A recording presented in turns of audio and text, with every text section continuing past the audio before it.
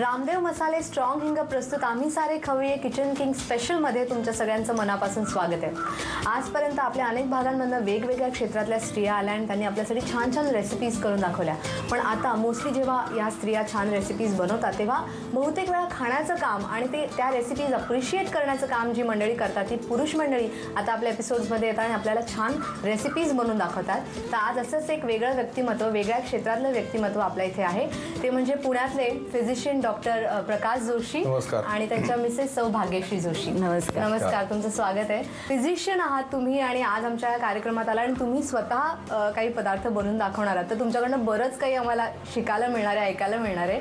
तर तुमच्याबद्दल थोडं सांगा ना, तुम्ही एक्झॅक्टली कुठच्या काय प्रॅक्टिस करता आणि कसं करता? मी MD मेडिसिन चालू आहे पुण्यामधनं। आम्ही गेली 42 वर्ष कन्सल्टिंग फिजिशियन म्हणून प्रॅक्टिस करतो जंगली महाराज रोडवरती। ओके। आणि मी 2-3 hospital, Joshi hospital, Pune hospital तिकडे अटॅच्ड आहे। सगळं दिवस गेले 40 वर्ष असंच चालू असतो, त्यामुळे बाकी इतर गोष्टीला आतापर्यंत कधी फारसा वाव नव्हता। परंतु माझी दोन्ही मुलं अमेरिकेमध्ये गेले 10 वर्ष आणि तिथे गेल्यानंतर माझ्या असं डोक्यामध्ये आलं की ती मुलं ज्या पद्धतीनं घरामध्ये आपल्या बायकांना मदत करतात ती बघितल्यानंतर माझा संपूर्ण दृष्टिकोनच बदलला की जर मुलं आपल्या बायकांना एवढी मदत करतात तर आपण आपल्या बायकांना मदत का करायची? तोपर्यंत तुम्ही मला काही येत नव्हतं। अच्छा। कडं पण माहिती आहे, फक्त बसायचं, खायचं आणि निघून जायचं, एवढंच मी करत होतो। पण त्यानंतर मात्र तिथे गेल्यानंतर तिथे मुलांची एकच धडपड, पदार्थ तयार करायची पद्धत, स्वतः करायची, तर बघितल्यानंतर मला असं वाटलं की आपण काही गोष्टी आत्मसात केलेल्या बऱ्या आहेत। जर आपण मेडिसिनचं एवढं करू शकतो तर हे करायला काय हरकत आहे, असं म्हणून मी पुढे मदत करायला सुरुवात केली। पण तसं ते आवडीने करतात, म्हणजे असं खूप काही प्रकार असतात असं नाही, पण जे काय मी करते त्याच्यात त्यांचा हातभार नक्कीच असतो। कारण आता आम्ही इथे दोघंच असतो, त्यामुळे मग त्यांना आवडतं की आपण दोघं मिळून करू, म्हणजे एकत्र ब्रेकफास्ट करता येईल किंवा जेवायलाही बसता येईल। नाहीतर मी करायचं आत, त्यांनी नंतर बसायचं किंवा आधी बसायचं, मी नंतर जेवायचं, असं मग आता राहिलेलं नाही। अच्छा, पण तुम्हाला सोपं वाटतंय ना, म्हणजे जेवण बनवतात कितपत कठीण किंवा कितपत काय बनवलं असेल जे खूप कठीण बनवले तुम्ही आतापर्यंत? कठीण असं म्हणण्यापेक्षा सुद्धा त्याच्यात थोडंसं मन घातलं म्हणजे आत्मसात केल्यानंतर ते करणं फारसं अवघड नसतं, असं माझ्या लक्षात आलं। आतापर्यंत तिकडे आम्ही बघत सुद्धा नव्हतो आणि आता असं झालंय की थोडा इंटरेस्ट यायला लागलाय त्याच्यामध्ये आणि म्हणून ते थोडं जमायला लागलंय। विशेषतः साबुदाण्याची खिचडी हा पदार्थ मी 1965 साली आमची काश्मीरला टूर गेलेली तेव्हा मी स्वतः करून सगळ्या लोकांना वाटली। अरे वा। त्यामुळे तसं थोडंसं पहिल्यापासून माहिती आहे आणि त्यात काही फारसं कठीण गेलं नाही। माहिती होतं पण तेवढा इंटरेस्ट नंतर घेतलेला वेळ नाही। बरोबर, हा त्यातला खरा प्रॉब्लेम होता। पण आता जरा निराळी गोष्ट आहे, थोडंसं टुवर्ड्स रिटायरमेंट आल्यामुळे आता या गोष्टीत सुद्धा इतर गोष्टी सुद्धा आपण वेळ घालावा असं वाटायला लागलं, पण ते जमायला लागलं बघता बघता। विशेषतः फॉरेनमध्ये जाऊन आल्यानंतर या गोष्टी जास्त सोप्या वाटायला लागल्या आणि जाणवायला लागलं की आपण ते लोक जर करू शकतात तिकडे तर आपणही केलं पाहिजे, मदत केली पाहिजे किंवा घरात लक्ष दिलं गेलं जास्त। बरोबर। पण तुम्ही प्रोफेसर, म्हणजे तुम्ही लेक्चर्स वगैरे पण देता तुम्ही म्हणाला, तर तेव्हा त्या मुलांना पण तुम्ही ह्या दृष्टीने काही सांगता का की जेवण बनवा, जसं तुम्ही हे शिकला, तुम्हाला हे लक्षात आलं, तसं त्यांना तुम्ही काही गाईड करता का त्या हिशोबाने? नाही, मी गाईड म्हणजे त्यांना असं सांगतो की आजकालच्या मुलांचं काय झालंय, त्यांना fast food and get away असं आजकाल झालंय। तर त्या मुलांना सगळ्यांना आम्ही सांगतो की तुम्ही खाता वाटेल तसं आणि त्याच्यामध्ये मैदा असतो, बटर असतं आणि आजकाल तर मेडिकल स्टुडंट्सना काय सांगायचं, कोलेस्ट्रॉल वाढलं म्हणजे काय होतं, हार्ट अटॅक येतो, हे होतं ते होतं, हे अनेक गोष्टी असतात। तर त्यांना सांगताना तुम्ही जे फूड घ्याल ते कशा प्रकारचं फूड घ्याल। बरेचसे लोक हॉस्टेलमध्ये असतात, हॉस्टेलच्या मुलांचा प्रॉब्लेम असा असतो की त्यांना कंपल्सरी बाहेरच खावं लागतं। बरोबर। तर त्यांना मी माझ्याकडच्या काही गोष्टी सांगतो की ही तुम्ही सॅलड जास्त खा, ही सूप जास्त खा, म्हणजे तुमचा कोलेस्ट्रॉलचा किंवा बाकीचे प्रॉब्लेम पुन्हा पुढे मागे येणार नाही, हे मी त्यांना स्ट्रेस करून सांगतो। इंटरेस्टिंग। मी ह्यांनी बनवलेला असा कोणता पदार्थ आहे का जो तुम्हाला खूप आवडतो? त्यांचं जास्त करून सॅलड्सच त्यांना आवडतात, म्हणजे ते कॅलरी कॉशियस म्हणायचं त्या दृष्टीने। सकाळचा चहा मात्र त्यांचा असतो। अरे वा। कुठल्या एक ते तुम्हाला सुख आहे की चहाचा पहिला चहा त्यांचा? क्या बात आहे, मस्तच। आता आपण रेसिपी बनवण्याकडे वळूया। काय बनवणार आहात तुम्ही आज? माझी पहिली रेसिपी आपण कुरडयांचा पास्ता. कुरडयांचा पास्ता अरे वा. असा एक नवीन प्रकार आहे. हा, तर तुम्हीच शोधलाय का कुठून?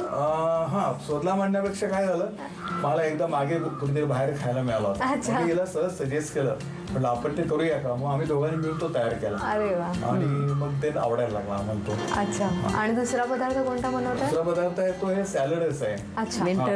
विंटर मेलॉन सॅलड म्हणतात त्याला. अच्छा, व्हेरी गुड. ठीक आहे. आता मग विशेषतः आता थंडीचे दिवस आले जवळ हा, आणि इन जनरल आता सॅलड खायचे दिवस आले जास्त. खरं म्हणजे कायमच खाल्ले पाहिजे, बरं. पण आता खाल्ल्याने जास्त फायदा होतो. तर त्या दृष्टीने आम्ही ते करायचा विचार करतो. बरं, चालेल. मग आपण पहिला पदार्थ कोणता बनवूया म्हणालात तुम्ही?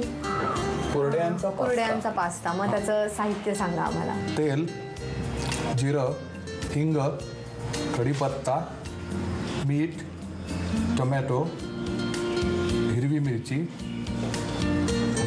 कॉर्न्स, कांदा, दाण्याचं कूट, कोथिंबीर, खोबरं, साखर, लिंबाचा रस आणि कुरडया. डॉक्टर, आता आपण कशी सुरुवात करायची कुरड्यांचा? आपण पहिल्यांदा असं करूया, त्या कढईमध्ये 1-2 चमचे तेल टाकूया. अच्छा. ते आहे हा, टाकलेलं आहे. टाकलेलं गरम होत झालंय आता. थोडंसं आपण त्याच्यामध्ये थोडंसं जिरं घेऊया. बरं. हा. हां, तर त्याच्यामध्ये थोडं हिंग टाकायचं. नंतर हे टाकायचं त्याच्यामध्ये.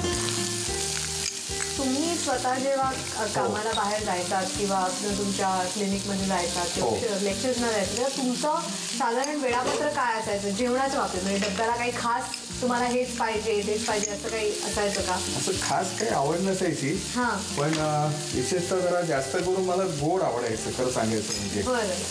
तर मी बहुतेक वेळा मी जेव्हा ससूनला काम करत होतो तेव्हा माझ्या डब्यामध्ये इनवेअरली केळ्याची शिकरण केळ्याची ती शिकरण. असायची नेहमी. अरे वा. त्यामुळे त्यामुळे मला जरा गोडाची पहिल्यापासून आवड होती. ओके. पण आता माझी आवड खरं म्हणजे बरीच बदलली आहे. आता काय आता आवडतं? मला जास्त करून तिखट आवडायला लागलं सगळं. आपण थोडे याच्यामध्ये आता कॉर्न्स हे टाकूया. सगळं वाफवलेलं आहे ना? हो, सगळं वाफवून वाफवून घेतलेलं आहे. घेतलेलं आहे. आता आणि कढीपत्ता पण टाकू त्याच्यामध्ये आपण. ठीक. हां, शक्यतो कुरडया तयार करताना जरी तिथं मीठ दाखवलेलं असलं तर कुरड्यांना बेसिकली गव्हाच्या कुरड्या या मिठाचाच त्याच्यामध्ये अंश जास्त असतो. बरोबर. आणि गहू हा शब्द परत परत वापरायचं कारण असं की आजकाल मैदा इतका फोफालाय भयंकर हो. की गहू नावाचा पदार्थ अदृश्य व्हायला लागलाय. आणि जनरली बघा आता गव्हाचा जो ब्रेड असतो तो मैद्यापेक्षा जास्त हायजेनिकली चांगला असतो. बरोबर. आणि म्हणून ते आपण म्हणून आता एवढ्यात मिठाची घाई फार करायची नाही, नाहीतर नंतर मग ते ठेवायला लागतं. पण अजून काही तुम्ही आम्हाला सांगाल का की जसं मैदा फार वाईट आहे तसं तुम्ही आणखीन काही? जास्त करून इडली वगैरे घ्यायला काय हरकत नसते. इडली, उपमा हे पदार्थ त्या मानानं कमी धोकादायक आहेत. बरं. परंतु कुठल्याही प्रकारचे तुम्ही सोपाल ज्याला आपण फास्ट फूड्स म्हणतो की जे बाहेरच्या रस्त्यावरती 2 मिनिटात मिळतं, बटाटे वडा आणि वडापाव ओके. हा त्यातला वाईट प्रकार आहे. समोसा अतिशय वाईट. पण का बटाटा आहे म्हणून? नाही, बटाटा म्हणजे बटाट्याला कॅलरिक व्हॅल्यू खूप असते आणि तो जेव्हा आपण तळलेला असतो त्याचे आणखीन त्याचे उष्मांक वाढतात. म्हणजे काही कारण नसताना एका वड्यामधनं कमीत कमी 150 कॅलरीज तुम्हाला इतके तुमचे पोचत असतात तुम्हाला. आता काय घालायचं? थोडा लिंबाचा रस टाकू आधी आणि मग कुरड्या घालू. हो, घाला. चमचा? पुरेल 1 चमचा. नंतर लागलं तो पुन्हा तो घालता येतो, ते काय तसा प्रॉब्लेम नसतो त्याच्यामध्ये. आता त्याच्यामध्ये आपण कुरड्या घालूया. गव्हाच्या असल्यामुळे जास्त चांगलं.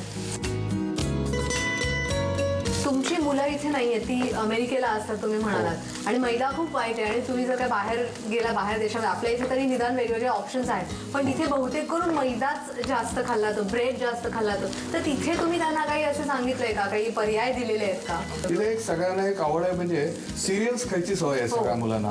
कुठलं की सगळ्या दुधामध्ये सिरियल टाकायची की चालले. तर ते बघितल्यानंतर मला असं वाटलं, अरे रोज उठून तुम्ही सारखी सिरियल कसली खाता, तुम्हाला कंटाळा येत नाही का? म्हटलं रोज एकच पदार्थ खायचा. तुम्ही नाव काय बाबा इलाज नाही, आमचं कामच अशी असतात.